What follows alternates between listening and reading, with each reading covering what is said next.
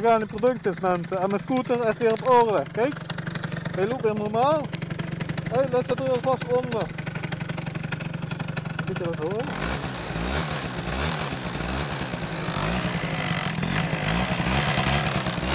Hoor nou, hij loopt dat perfect. Niet zo heb ik gisteren lopen. Dat was op zich wel even grappig voor een minuut of 5, maar daarna begint het toch een beetje te irriteren, want ik wil gewoon dat het goed voor blok is. Weet je, dat hij helemaal los. Ja, ik kan daar onderkant staan op de bocht hier, maar die bocht dan gaat hij helemaal los. En hier, dat die boot heb ik gewoon ingedraaid. Dus ik heb het goed er op orde gaat, de banden weer een keer opgepompt. Was ook vast nodig weer, want er zat te weinig lucht in. Dus een beetje cruisen hier in de buurt, mensen, en dan ga ik weer fijn naar huis toe. Maar goed, een paar foto's maken en mensen, dat was weer een goed begane producten.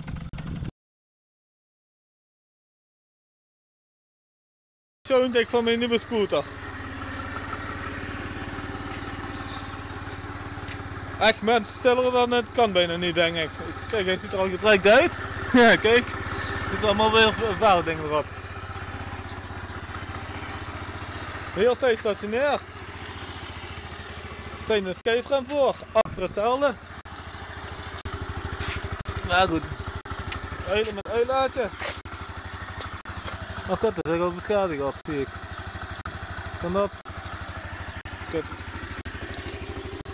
Oh, dan moet ik hem uitkijken. Nou goed, uit, dat is niet zo rand. Dan moet ik even opletten. Dat is niet zo rand.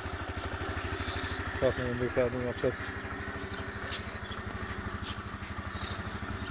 Kijk mensen, mijn verlichting. Ik kan het niet weer uitzetten, dat is toch niet echt nodig. En kijk, er is ook een leuke mensen. Kijk mensen. Kan ook mee